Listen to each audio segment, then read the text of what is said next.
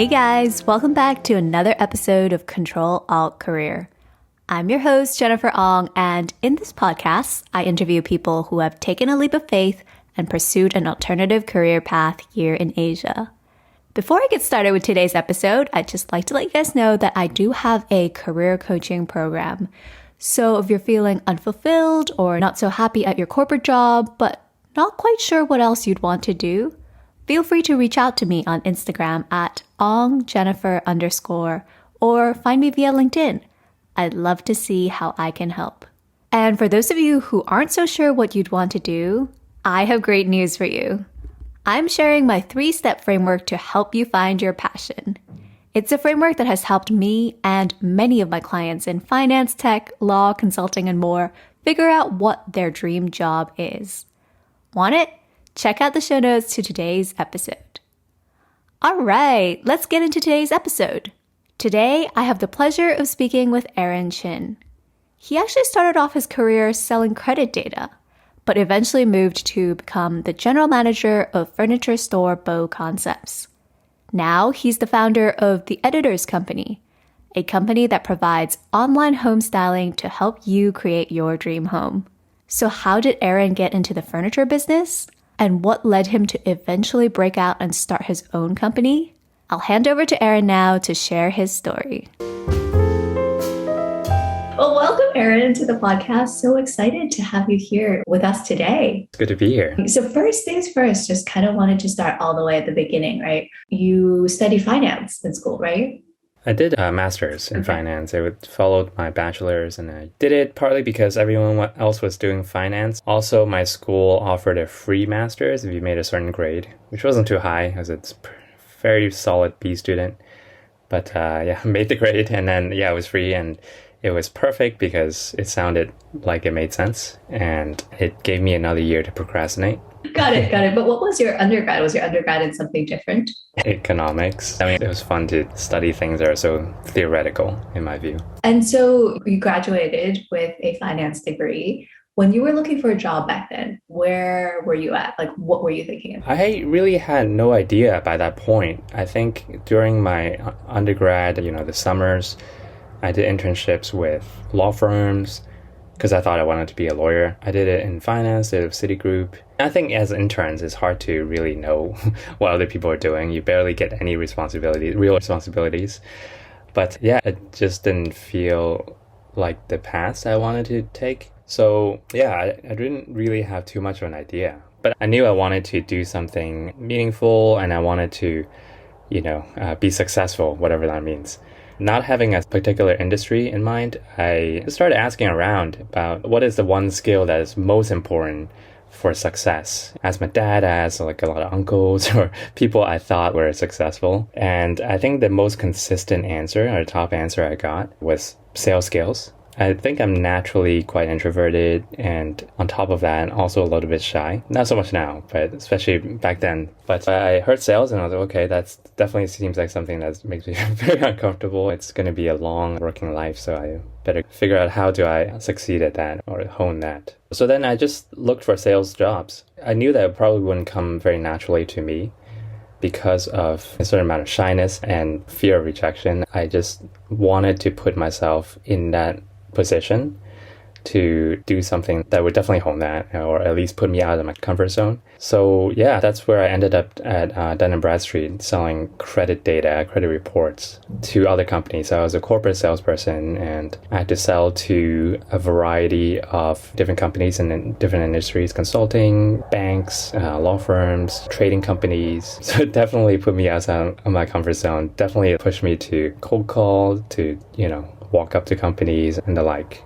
Were you specifically looking for sales roles in like a corporate or like selling like B2B, or it was just like, hey, any sales role will do, and this happened to be one that you were like, cool, let's try it out? I think I specifically looked for corporate sales jobs because I thought it looked better to be in corporate sales. I think I just had this perception. But I think in hindsight, later on in my career, I definitely did retail sales, and I hired and trained retail salespeople, and definitely it's not any less challenging. Retail sales or consumer sales is just as demanding and difficult, and I think that the principles are similar. But Okay. So, you worked there for a couple of years. What made you decide to leave? I really sucked at it. I can't say that I was a good salesperson. I think I was making my sales quotas most of the time, but definitely not the best salesperson. Well, I think it definitely helped me be braver and to take rejection. I learned a lot from it, and it helped me appreciate how hard work sales is. I wasn't there for that long, a little bit more than a year, but it got a little humdrum, and I wanted to do something a little bit more enterprising. So I just started exploring different routes and other projects or other companies to join. And at that point in time, were you still like, hey, let me go apply to another sales function and further hone my skills? Or were you like, okay, I think I have a taste of this. I don't really need to focus on this at this point of my career. I think it was the latter. In college, I started a small business too. So I had a little bit of a taste of something that worked. It was definitely a very tiny business, but that gave me good pocket money. It was a storage business. Have you heard of College Box in the US? Yeah. It's something similar. So, they were in the US and helping college students store their stuff over the summers or winters. So they didn't have to, lug it back home and then, bring it back to campus. But they were very expensive, and I don't remember the details now, but I remember there were other terms that made it kind of inflexible. Back in college, I roomed with science students, and for some reason a lot of them always stayed behind to do research in the labs and things like that throughout the holidays. So I thought they have empty apartments. We would continue to lease maybe for 2 years or even longer. So you would have the apartment, you wouldn't break the lease over the summer because you can't, and it's not that expensive anyway in our city.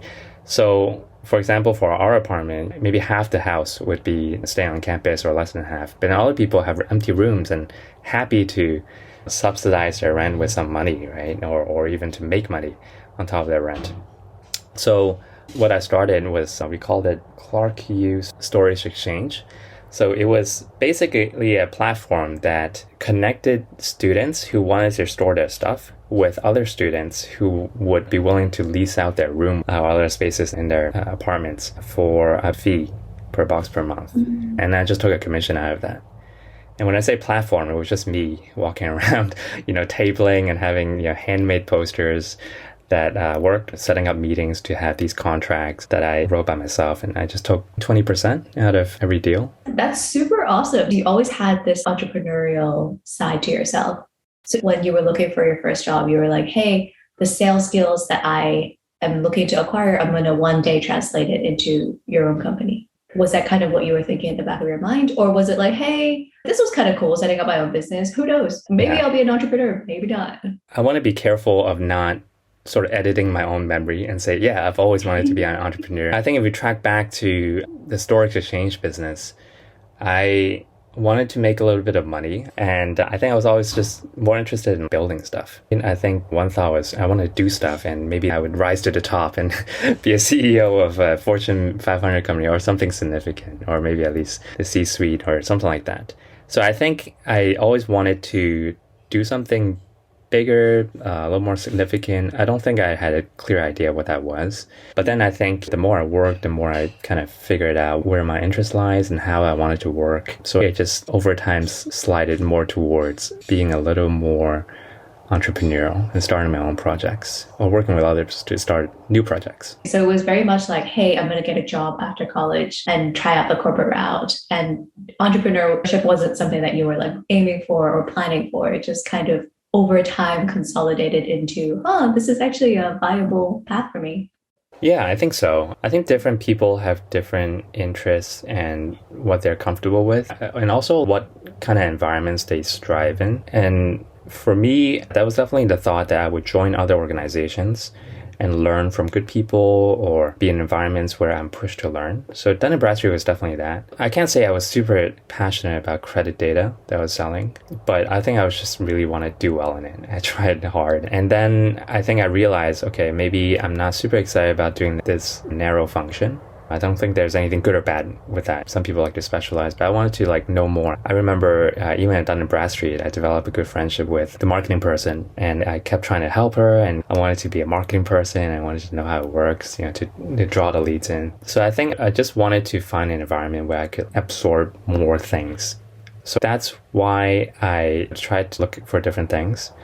And the naive me, I started writing a business plan. I thought, okay, maybe that's the way to be more enterprising. I got this idea from a friend and I started writing a business plan and started to pitch it to different people. It was a pasta bar, quick, casual restaurant, kind of like a pret-a-manger maybe, but that would sell, good quality pasta in a cup. And the idea was that we would have a smaller stores, a very simple operation, and we would have fresh pasta that cooks faster. And so it's kind of like a fast food restaurant. Yeah, it was just an idea. And I had no idea how I would have executed it. Oh, interesting. So you wanted to start something at that point. Yeah, I wanted to start something. And I think it was largely inspired by my dad, whom he had a corporate life too. He was also in science and medicine. And then he worked for HP for quite a few years and did very well there. And then he actually had an idea too. And then he wrote a business plan and got funded. And the rest is history. I think I was inspired by that. And I think it was an encouragement from him to just do it, to just try it out. When you put the business plan together, have you put a business plan together before? Or did you know how to put one together? No, not at all. But throughout the process, it's definitely a lot of help from my dad, just like asking him. And I have to be so grateful for having a dad like that, who's done it before. And he was just very patient, never laughed at me for all the silly things and the silly questions. He never made me feel like how naive and unrealistic I was. He definitely, I think, knew that a lot of things I was trying to do didn't make the most sense in terms of my own background. But he had a lot of encouragement for me on top of the practical things that he was showing me. So I was getting his advice and looking at his old business plans, and of course I was Googling a lot and just going through the exercise. And I think that exercise in itself to, conceptually understand a business, but definitely wasn't there yet, but at least understand what are the things I need to think about, what are the big things, was very helpful. Got it. And for someone who's thinking about putting together a business plan, do you have any advice for them? I think for me, when I wrote that business plan, I was trying to do it as full as possible. I think ended up being like 60 pages. I wrote the business plan first and did all the financial projections. But today, if I were to do a business plan, it's very important to first understand the business before you put pen to paper.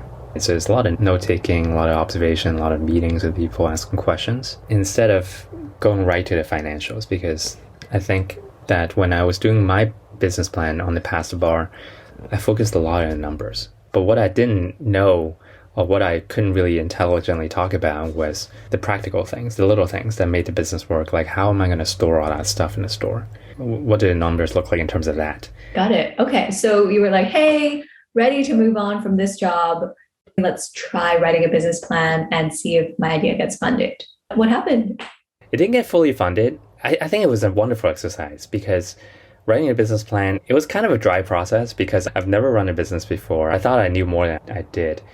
But I think that's also the advantage, that I was young, I was inexperienced, I was naive. I think you definitely have that mentality when you're younger of you can figure out things as you go, and you can. And I think that's the advantage of being young. You don't know how to be afraid, right? Yeah, so I went around trying to talk to anyone. But I think there were some people that agreed to fund it out of seeing my passion and I don't know what they were thinking, why they would agree to that. But one potential investor I talked to ended up being the person who recruited me into the BoConcept world. It was Joanne, and she was the future franchisee at that point of BoConcept. So BoConcept is a franchise business, and most cities are run by franchisees who would start a few stores under their whole system. So she was about to invest into this and bring it to Hong Kong, and I was pitching this, and she asked me why, and I said, I want to be an entrepreneur. I wanted to start something. I wanted to learn how to run a business. And she said, well, if you want to be an entrepreneur, why don't you be an entrepreneur here? She had all kinds of ideas about what she wanted to do. Again, like Dun Bradstreet, I didn't know too much about furniture. I didn't know about the industry's potential or very inexperienced in that. But it was good. I think it was an easy yes for me because she was going to give, and she did give me a lot of autonomy. She gave me a lot of trust. Again, I don't know why people would do that. I was a 23-year-old kid with zero experience in retail, in furniture, in trading, in renting stores or whatnot. But she did. And yeah, so I started the next month, basically. That's so fascinating. I know that you said that you don't know why she trusted you, but there must have been something about either your business plan or the way you spoke to her. You even got investors to invest in your original business idea. What do you think it was about you that kind of gave people the confidence to take a chance? I think it was confidence. The way that I spoke had carried an air of confidence. And I think I was humble enough to say, like, I don't know too much about many things, but I'm willing to learn. And I'm willing to learn from you. I'm willing to learn from other people. I'm willing to figure it out, basically. I think that we lose a lot of that as we continue on and gain more experience, which, of course, experience is a great thing. But one danger of that is you start to look more at the limitations of things and of yourself, and you start to think that you can't, or you start to think that you need to throw more money at it or to hire someone who is an expert. But I think the reality is, and especially in today's world where things are changing so fast, you realize that if you have the right mindset, which is maybe you can call it the abundance mindset versus the scarcity mindset, that you could learn a lot of things. So I think with Joanne, with the other would-be investors, I think people just saw that I was willing to figure it out. It was a little naive, but I think they saw that, okay, here's a kid with energy and at least he believes it. And I think they've done, their own things, very impressive in their own ways. So they know that, if you're just willing to figure it out and if you're humble and you don't carry an attitude, that's powerful. So it sounds to me like it was a combination of humility and drive that came across in these meetings that gave people the confidence that, hey, maybe Aaron's got what it takes. Let's take a chance on him. How did you find people to pitch to? It wasn't that many people, but I was just asking around anybody who would talk to me. And I think people in general are quite open to listening to your business idea. Of course, these were warm introductions, but I had a one-page teaser that I sent around, and I think it seemed interesting enough at that time. Cool. So you eventually met Joanne, and at that point, she gave you this opportunity to help her run BoConcept. Did you give a lot of thought to leaving behind? Because you spent a good amount of time working on your business plan at that point. Yeah, so it wasn't too difficult of a decision, and it wasn't exactly leaving behind because she had her own ideas when I talked to her about the pasta bar. And she was also in the phase of exploring different business ideas besides BoConcept too. So it wasn't exactly like, come in, Aaron, and forget about your pasta bar. It was like, oh, interesting. I have some ideas about that.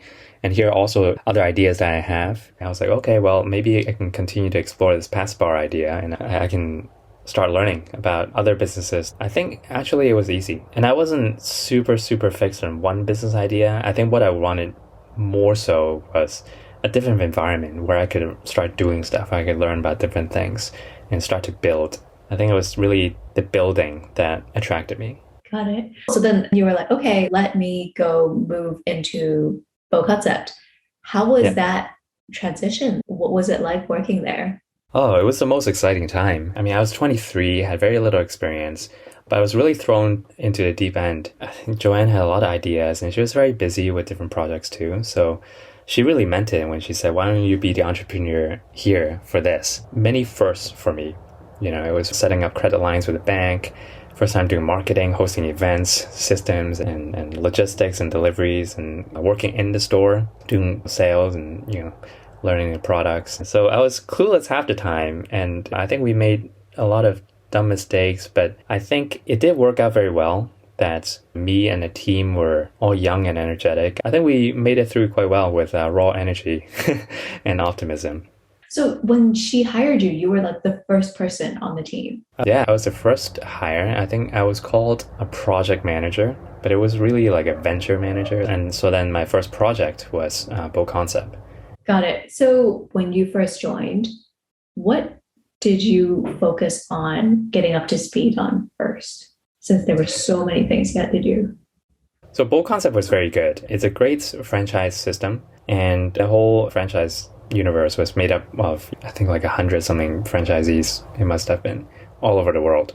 But it really operated almost like one company. HQ from Denmark was very good. They had great guidance. Setting up the business had its own project schedule and all the plans and all the guidance. They had a manager for Asia that was in charge of helping all the franchisees. So there was a lot of guidance from that and a lot of learning about the business and how to set up a store. And then, of course, there were a lot of local things that were beyond it, like how do you order shopping bags, which we procrastinated on. We didn't have it for the first 2 weeks. It was very awkward to ask customers to carry out like vases without shopping bags.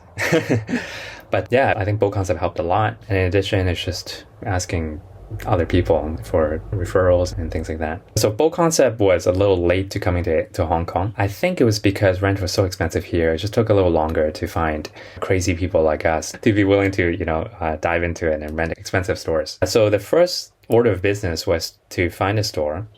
And it was actually interesting because the normal or the predictable spots would have been like Horizon Plaza, where there were a lot of other furniture stores, or Home Square in Sha Tin, or Happy Valley, or Wan Chai. But again, I think the lack of experience helped here.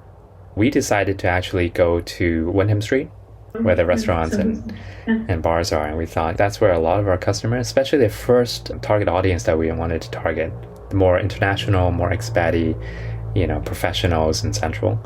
I think that's where they hang out. So let's put a store there. So a little unorthodox, but I think the sort of inexperience and the intuitive decision there between me and the BoConcept manager really helped. Everyone was supportive, and so we just started to build a store there. Got it. I think that's pretty interesting, like coming from the consumer perspective, deciding what customer you want to focus on, and then going to make business decisions on the back of that. Because I think a lot of people start off with like, oh, this is the idea, and this is how I envision it. Let's try to find customers to fit into this profile. What were some other things that you felt like you really learned from your experience at BoConcept? I mean, of course, like I mentioned, there were all these sort of operational things that I learned. But I think above that, it was leadership. It was very lucky for me, I think, because BoConcept found a gap in the market for design furniture that was a little easier. We had the full collection, and the concept made it easier for you to shop for design furniture. Instead of having to go to many different stores, you can get more stuff from us. And we had software to help you envision your home, and the catalog was easy to browse through and buy. So I think that the concept was right.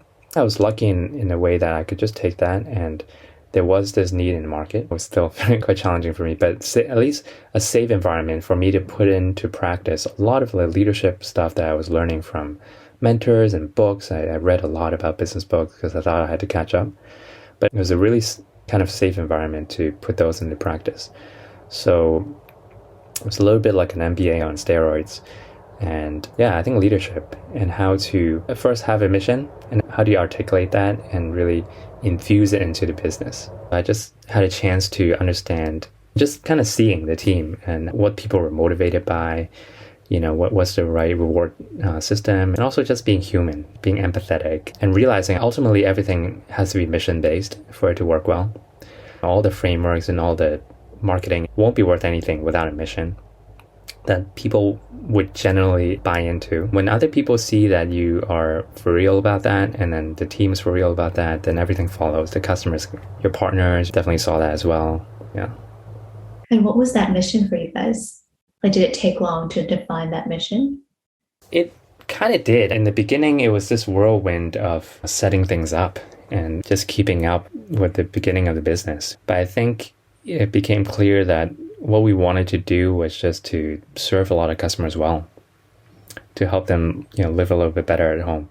I think it really internalized when we started serving customers. And we make the first sale.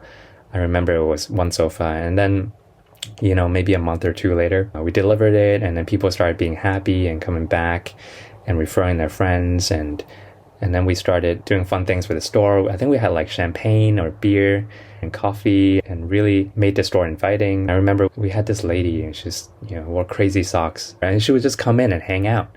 And we enjoyed it, In terms of mission and vision, we understood it intellectually, but I think after we started doing the business and really creating value and customer satisfaction and just relationships, really, then we really internalized that mission and lived it. And I think that's what's so exciting about it. And we saw progress. We went from 50 customers a month to 100 customers a month. And we thought about how those are all real homes, right? That we had at least a little bit of influence or impact to. And that was very, very rewarding. I think that's super key, and something that people maybe think is like very fluffy and don't attribute enough value to that. You're so right. It really helps to gel the whole branch together, gel the employees together, get people behind the brand, and get new customers in as well.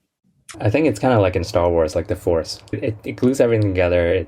It has a lot of power, It could be good or it could be used for evil. I like that analogy. That's a good Yeah. analogy. So you stayed at BoConcept for how long? I think around 3 years. What made you decide to move on? It was a very happy time, a very exciting time. There was a lot of learning, but I wanted to find a mission, another thing to build. So, started exploring different things and bringing other brands to Hong Kong, exploring the possibility of that. But ultimately, it was BoConcept. They were trying to do it differently in China, and they invited me to turn around the Beijing market because I think they like what I was doing and what the team did in Hong Kong. So they asked me if I wanted to go to Beijing and do BoConcept there. They already had 2 stores that was owned by themselves, but they wanted to hand it over to a franchisee to do it better, and they offered me that opportunity to buy them out with very little money because they wanted that to be a catalyst for China. Yeah, so I started working on that. I think that's the main reason that I left. So this would have been a big change then in terms of your financially would have been like going from a salaried worker into like a business owner. Exactly. Then I would really think like an owner. I thought like an owner, but I think until I really started having to buy something and having to be fully responsible, it definitely changed my mindset a little bit. And how did that conversation go with Joanne when you were like, hey, actually I got this like cool opportunity? Was she like, okay, great for you? Or was it a difficult conversation? I think in hindsight, I regret a little bit of that conversation because I think there was definitely friction. I don't think I did a very good job explaining exactly why I left, but it was okay. I mean, we have a good relationship now. So it was more just the opportunity in front of you was more exciting that kind of led you there. Yeah, I guess now in this podcast, I start to understand also why I did some of the things I did. I think it was this desire to build something. I think that's what I'm interested in. I wanted to bring it back to the pasta bar idea. The entire time that you were there, you initially went in thinking that there would be like other projects or other opportunities that you could move around in. What happened? I think it was still in the back of my mind, but I just never had time to work on that idea. Maybe it's different for everyone, but I feel like sometimes the narrative that entrepreneurs build what they're passionate about personally is not entirely correct, or it's not entirely accurate, at least not for everyone. I think for me, at least, it's not that I wanted to build a furniture empire. I think it's 2 things. I wanted to do something that provided a lot of value to customers. And the other thing was I wanted to build something that works for the sake of it. I think you could say that that's passion. I mean, people could be passionate about the environment, they're passionate about cryptocurrency or whatever. But I think for me, what's really exciting is when you're building and it works. And I think you could develop your passion into that. Like that passion could develop. But building a startup that doesn't work, there's no fun in that. You could be so passionate about pasta, or you could be so passionate about building stores. And if it doesn't work, there's no fun in that. I love that way of thinking. What you have is like, hey, I love solving problems. I love building something from scratch and seeing it work. And that's what you're passionate about. And it doesn't need to be in a specific industry or a specific sector. And I really like that because I think for a lot of people, they're like, oh, I don't know what I'm interested in. There's not one particular industry that I'm so drawn to. So I think that that's a really interesting angle of approaching passion. Yeah, I think you don't have to be the one to come up with a new idea. It could be somebody else. You could help them build it. Or it could be an existing idea and you're trying to do it in a different way. So yeah, I think you could develop passion into that thing if it starts working. Cool. So then you decided to invest in that business in Beijing. You decided to fly over.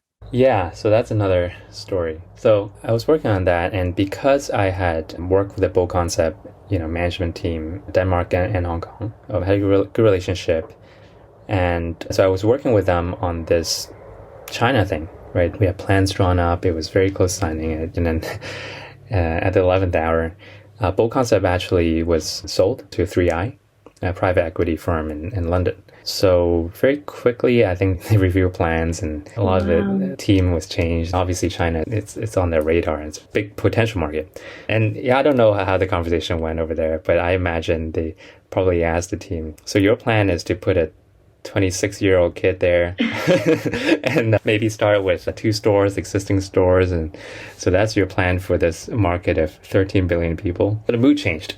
And so I started to think of something else. I'm interrupting my very own episode to let you guys know that I do have a career coaching program designed to help you go from lost and frustrated with your corporate job to living and crushing your dream career. So if you too want to build a fulfilling, purposeful career like Aaron, but you're not exactly sure what your dream career looks like, I'm sharing my 3-step framework to help you find your passion. Want it? Check out the show notes to today's episode to download the free guide now. All right, back to the episode. Wow, must have been pretty surprising. I guess at that point, were you like, oh my God, what am I going to do? Yeah, definitely. There was a lot of anxiety. Quick, right? Looking back, I think that I had some small amount of success with BoConcept in Hong Kong. And then I also obviously felt great about myself when I was discussing Beijing and it was about to happen. I was like, wow, I'm the shit, you know? But I think looking back, that was huge learning about pride and about the scarcity mindset. I had gotten so engrossed in that and so focused on that had become my everything. So when that was taken away, and looking back, it's such a blessing that it was, then it really forced me to take a step back and reevaluate. You know, what am I doing? Am I really that passionate, or am I really that interested in opening stores there, or is it just for money, you know, for status? So yeah, there were some difficult periods, but definitely helped me confront my own pride. Definitely probably was like a huge turning point in your life. But at that point, what were you thinking for next steps for yourself? I think I worked on different projects, or I explored different projects to do very different things. I was in Cambodia for this huge Belt and Road project. I was with this Hong Kong company that worked on that. But then I don't think I felt like that was the right thing to do. It wasn't for me. And then I was with another company to do this new venture. It was an existing kind of real estate company, and they were trying to do kind of a high-end Airbnb platform for Hong Kong and Asia. That didn't work, ultimately. So I was just exploring different things, and I think that's where the editor's company was born. I've always had this idea of helping people to furnish their homes more easily. So I just started talking to different people about it, just casually, just to friends. And then I met my partner through a mutual friend. So my partner now, Fiona, is in many ways the opposite of me. She's an interior designer by trade, but she had a very similar idea. We had a mutual friend, and he's like, dude, you guys need to meet. This is providence, this is fate. And that's how I met my Fiona, my co-founder, my partner. Got it. So basically, after BoConcept, you were kind of doing a bunch of different roles. Was that for like just like a couple months here and there? This whole time you were still working for someone else, right? So what made you decide to take that jump and start your own thing? When I reflect on how I work now, I think one of the strength and weakness that I have is that I say yes to everything. I'm very gullible and I believe in everyone and everything. And so when an idea comes and when somebody tells me, hey, this is a great idea, I think we should do it, I pretty much believe everyone. But I think I learned a little bit more after these two projects, where I learned that things have to be holistic and you have to believe in your gut and not just have it be based on idealism and passion. You have to listen to your heart and think, does it sound right? Does it feel right to you? And so the editor's company, it's been on my mind for so long to have some sort of virtual platform or virtual service to help people design their home. Even when you were working at BoConcept? Yeah, BoConcept is the offline version of that. And of course, they were a mono brand, one brand. They had their own collection. But I always thought you could have one brand and do it virtually, or maybe you could be a platform of many brands, which is what we're doing now with the editor's company. What made you decide to do the editor's company then? Considering you had this idea for a while. So I think Cambodia and the Airbnb thing, I didn't know what else I wanted to do. And I was just kind of following this formula that I thought I had, you know, that there's a decent idea. If you just work hard at it, you can do it. I think that formula, or that gung-ho, rah-rah motivation kind of mindset came from BoConcept. It was a little bit of that pride that crept in, that I thought if I just work at it and just hack it and figure it out.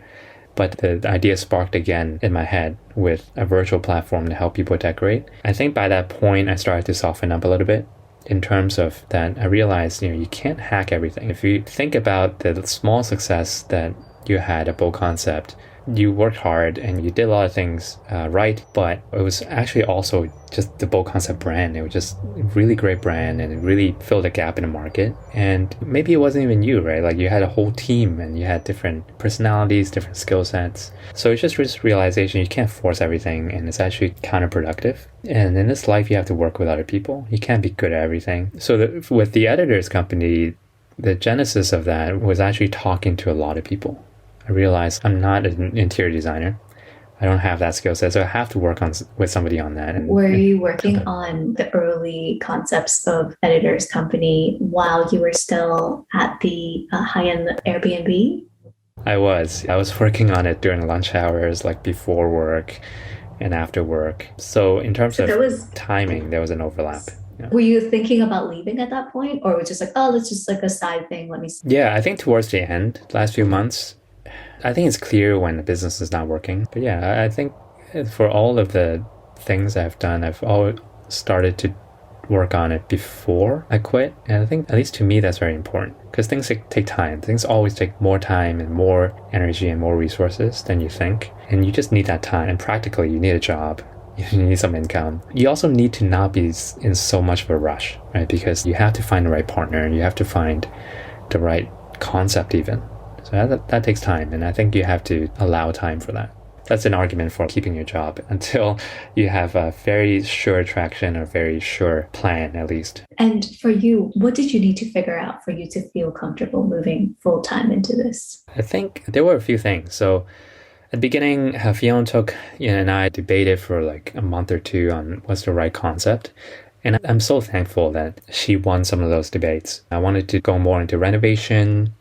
I wanted to sell in a menu package, but she convinced me to kind of stay away from that because it's much harder to execute. But she definitely brought her experience. It started with that, just forming the actual concept and being comfortable with it and trying to build that concept into some sort of sales collateral. For us, I think the biggest thing that brought motivation or more confidence to really make the transition was getting a few customers. We didn't really do that much market research other than just feedback from friends about the website and the concept. But the validation we got was really just a few people who were actually asking us to help them with their flats, to decorate it. The first ever customer, we're still friends to this day, and she was super helpful. I actually was turning her down because I felt like we weren't ready, and she was like, please help me with this. I have no idea furnish and how to do this. I don't have time. So she just kind of, basically begged us to help her. I was like, well, I think there's something here. Yeah, so we helped her with her home. We very quickly lined up all the vendors. It was helpful that I wasn't in the industry and I knew some of them already. And just try it out. Fiona had more confidence in the fact that she could decorate it. I had more confidence that you can actually work with vendors and charge money with a fee or design fee to the first customer and then to make a commission from some of the brands as well. So we put our confidence together. I think missing any one of either would have made us too afraid to start. But yeah, I think that was the biggest motivation. And then so we started to have a few more customers. To this day, we don't know where they came from because we weren't really ranked on Google and we weren't on social media. But anyway, they came and we have a few more customers. And then I started catching up with my old boss at BoConcept, the founding family. I was talking to them and they were investing into new concepts and they became interested. And so they became a third partner and gave us a very modest amount of seed funding, or you could call it pre-seeding, I think is what we called it. But just enough to keep us afloat, a small salary to help us pay ourselves, sustain ourselves, and then to do a little bit of marketing. Yeah, I think those things gave us that confidence to transition. So basically at this point, you had kind of gotten some customers, you got funding from the guy you used to work for, and so you're like, okay, I'm going to quit my job and do this full time. How did that go in those early days? I think we definitely spent a few months just like wobbling. The first thing we did was we rented a pop-up at Horizon Plaza. Horizon Plaza is a industrial building with a lot of furniture stores and also some clothing outlets. But a lot of people, a lot of expats especially, go there to shop for furniture. So we actually talked to the landlord and did a sort of collaboration where we rented a 2,000 square foot space.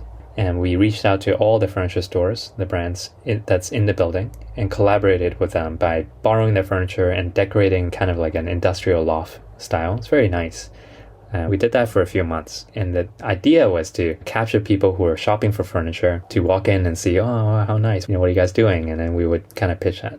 So it worked to some extent. We definitely spent a few months trying to figure out our flow and how to talk to customers, how to work with our vendors, and who to work with, who not to work with. And then marketing. I think it took a while. Still working on it. Still, it's always more work to do to perfect it. Marketing was a lot harder, and it was a fresh challenge for me. I thought I knew a thing or two about marketing for BoConcept, but it was comparatively so much easier. I already had the whole concept. I didn't have to make anything up. And also, I think a furniture store is not hard to understand. But for us, we were a new concept too. So we're a new brand. And I think, but more importantly, we were a new concept. We are interior designers or interior decorators, but we don't help you renovate your space. We help you with all your, furniture and decor and all the decorative pieces like rugs and curtains and painting the wall. So nothing structural. And that's quite a new concept from what people understand, the existing understanding of people, where if you want to furnish a place, you want to decorate your place, you just do the best you can to go to all these nice design furniture stores and you just figure it out. Or you could maybe find an interior designer or a decorator to help you. But we were trying to be a little bit more of a concept. We call it an online home styling platform or online home styling service. But what does that mean to customers who's never seen this concept or never thought about decorating their home in this way? So I think that was the biggest challenge. We have some awareness in the market, but I think we're still working on helping people see that there's a different way to decorate your home. Like educating on the concept, branding, those were actually more of the challenging things because you needed to do those things well in order to bring in the customers. Yeah, for sure. I think educating the customer, the target audience, was very top of mind, and it is still. So we were thinking we need to educate people and tell people, hey, you don't have to go to 10, 15 stores and sacrifice 4 weekends to decorate your house. You could go through our platform and have us help you create from those exact stores, and we present you with the best options and work with you. So we were trying to educate people on this. We were talking a lot about the features and how it's more convenient, time-saving, and maybe you decorate better. Maybe you even save money because you spend better. You keep things for longer and it's more sustainable. And all those things are true and great things. But I think the fact that we were so focused on educating people was part of the problem, because educating people is so hard, right? In our day and age, especially with social media where attention span is like 2 seconds, nobody wants to be educated. Nobody cares what you're educating them about. They care about what they care about.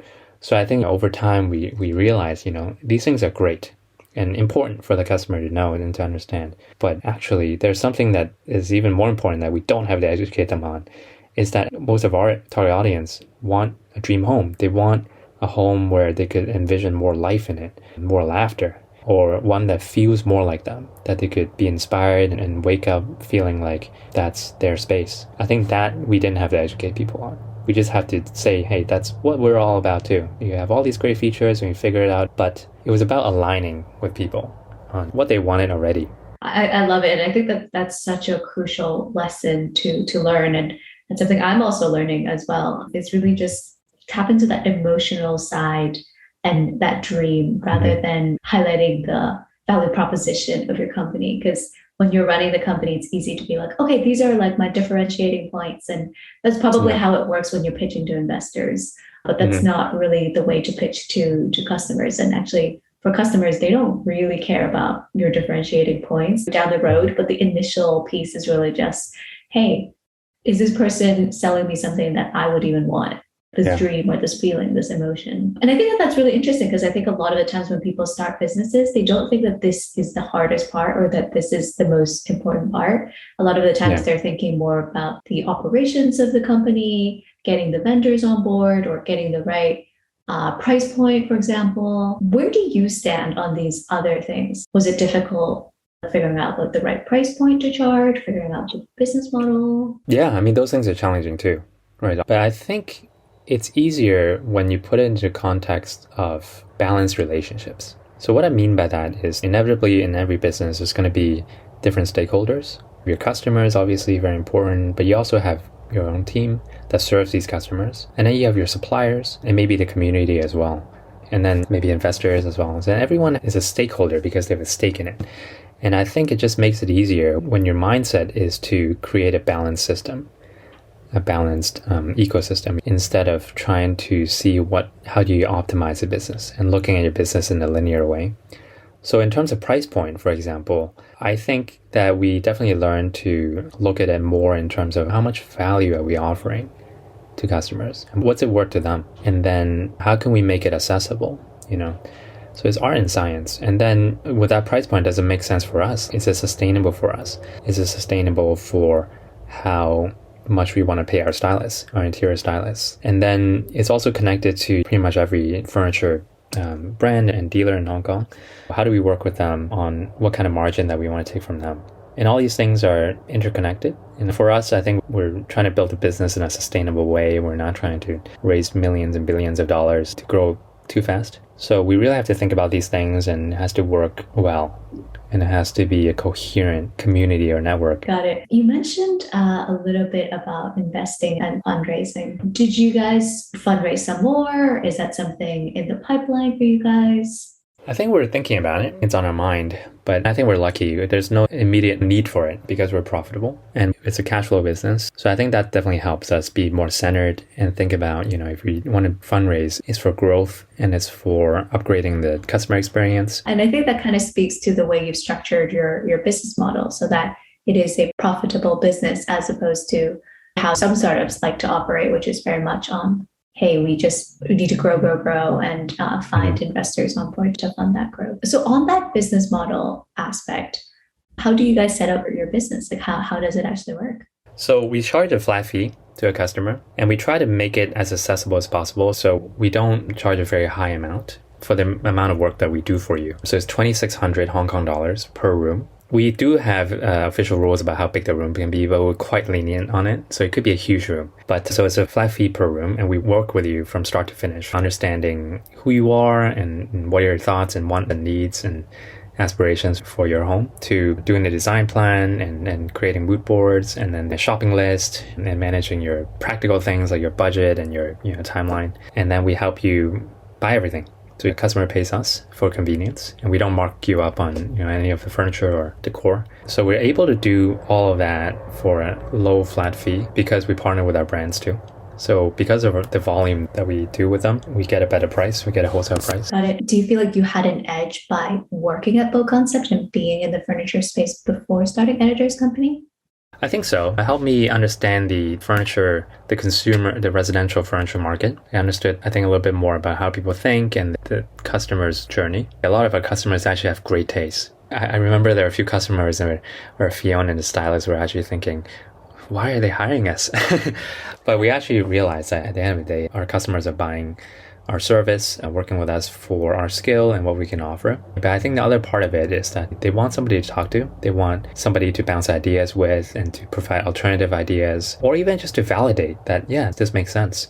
Or this is great. So there's a very human side to it. One thing that I love about our business is that we create great relationships. This past Christmas, we actually had customers just message us, or the stylists, and send us videos and pictures of their homes being all set up for Christmas parties and saying, hey, thanks for setting up the space, and showing us their kids getting ready. And it's very heartwarming. I spoke about how rewarding it was at BoConcept, because we see how the home comes to life, or at least, the furniture gets delivered and they're rather happy with it. But this is 3 times, 5 times more personal because it's the whole home. And they start with us at this literal start of their process. So we definitely don't take that for granted. And it's such a privilege to be able to have people trust us so much and even confide in us. One of the key things I think people worry about when they're starting a business is that they want to find a co-founder. I would love to just hear more about how you went about finding this co-founder relationship. I feel like that's one of the hardest parts about building a company, is just finding the right person to partner with. How did I decide to work with Fiona? I think it was a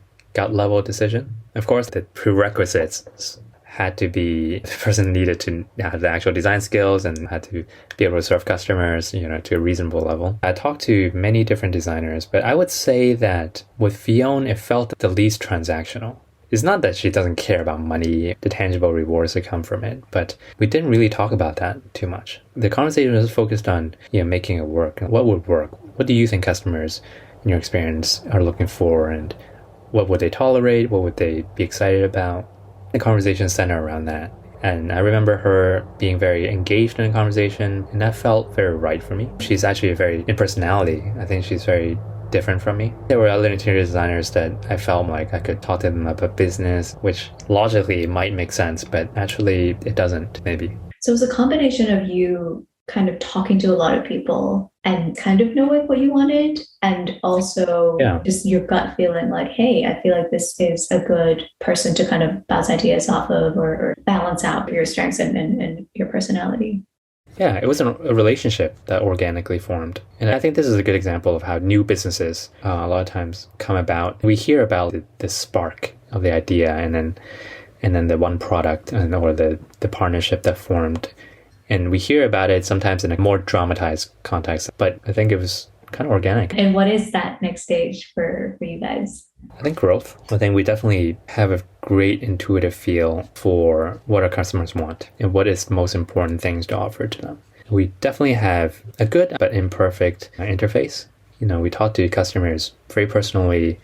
It's a very high touch service, but just building some of those tools to make some of the process more optimized or at least more orderly and support our interior stylists to help them do those things. So it seems like so far, like the last couple of years is kind of fine-tuning the product, trying to figure out how to make sure that the product is resonating with the customer. And then the next stage for you guys is like, okay, how do we scale that product and tap into more people and help more people? Yeah, basically, I think we're still working on the basics. We have a lot of ideas, obviously, on how do you do things more clever, how to use technology, how to use clever marketing. But I think we're still focused on let's do the basics really, really well first.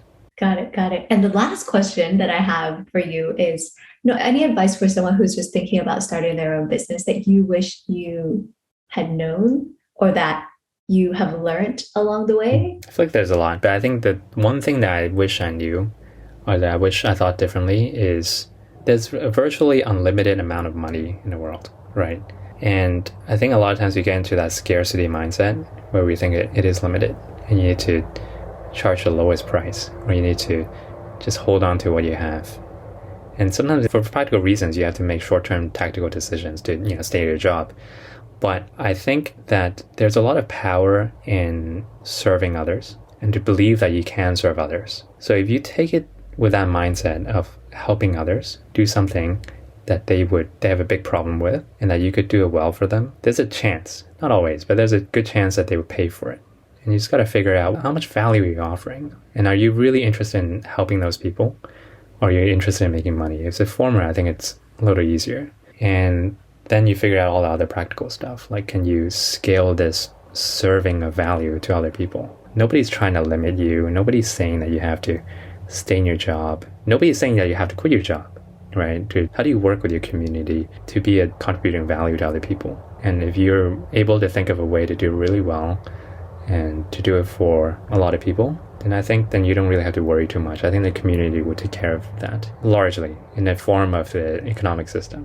I really like that. I think the abundance mindset and also trying to solve a problem being the first and foremost thing to start, and being able to help people as your starting point for starting a business. I think those are really, really crucial. And especially the abundance thing, because there's definitely going to be moments when your business isn't doing well and you're just nervous and you just want short-term wins. Oh yeah, I talk a big game, but I still struggle with that on a week-to-week basis. I think the other thing is, it sounds obvious, but it's really important to remember, especially when things are not going super well. I think just remembering that business goes up and it goes down.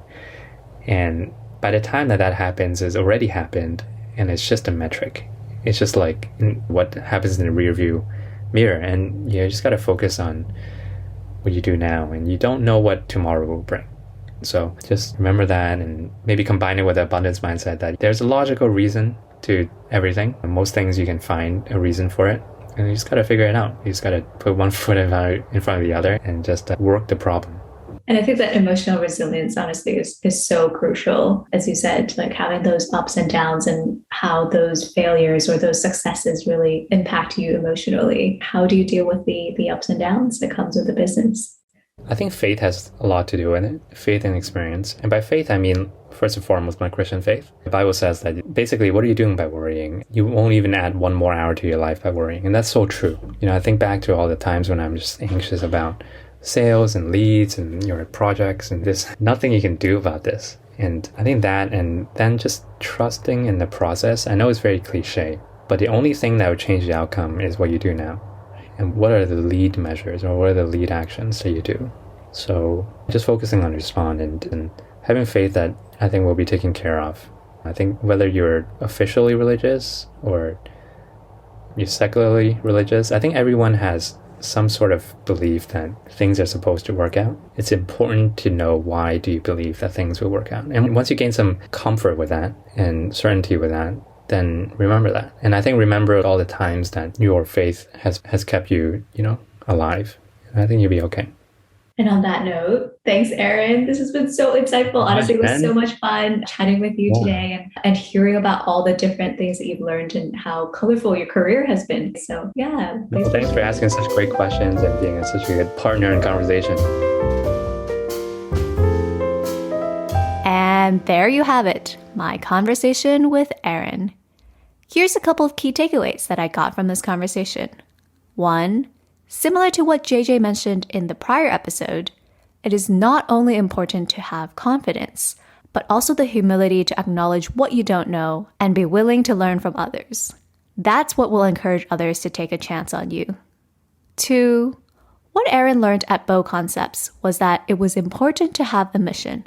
Ultimately, all the frameworks and systems need to be mission-based for them to work.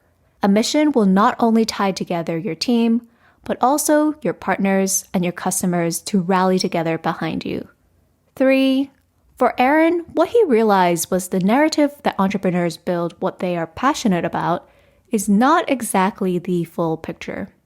For him, he was passionate about food, but didn't have the expertise or the experiences needed to take his pasta bar idea forward. So instead, he focused on identifying a problem his customer faced, i.e., how to design a home, and built something that would provide value and solve this problem for them. And in turn, this ability to solve their problem then became his passion. His belief is that no matter how passionate you are at something, if it doesn't work, it won't be fun. Number 4, don't leave your job to start your own business without a solid plan and some traction. For Aaron, he always started to work on a new project before he quit his existing job. This is especially important because things always take more time and more energy than you think. And having that time and income is great so you don't feel pressured or rushed to find the right partner or concept. Number 5, today, especially with social media and people's short attention span, customers don't really care when you educate them on your key value propositions or your product's features. They care about what they care about. That's why it's more important to align your messaging with what people already want and not try to hard sell them on your product's features. For example, instead of sharing about how convenient and time-saving the editor's company is, they focus on how they can help people achieve their dream home. And lastly, his advice for others. Don't get trapped in a scarcity mindset and be afraid of losing what you have. Have faith in yourself and always remember that in business, there is going to be ups and downs. Don't worry about what has already happened, but instead look forward and focus on what the next best steps are to take. All right, that's it for this week. Thanks for tuning in to another episode of Ctrl Alt Career. Check back in 2 weeks' time for the next episode, where I'll be interviewing Lily Wu, who started 2 7-figure businesses before she even graduated university, and now works at Stripe and has her very own NFT project called Wow Pixies, a social DAO that invests in women and diversity-led projects in the NFT ecosystem. It's honestly a very, very exciting one, especially if you're interested in Web3 and NFTs. So make sure you're subscribed to my podcast to get alerted. And if you like this episode, do share it with 2 friends who maybe need a little extra inspiration and aren't that happy with their corporate job. And if you're interested in getting some career coaching, feel free to reach out to me or follow me on Instagram at @OngJennifer for more information. You can find all my contact information in the show notes to today's episode. Thanks so much for tuning in, guys. I'll see you guys back here in a couple of weeks.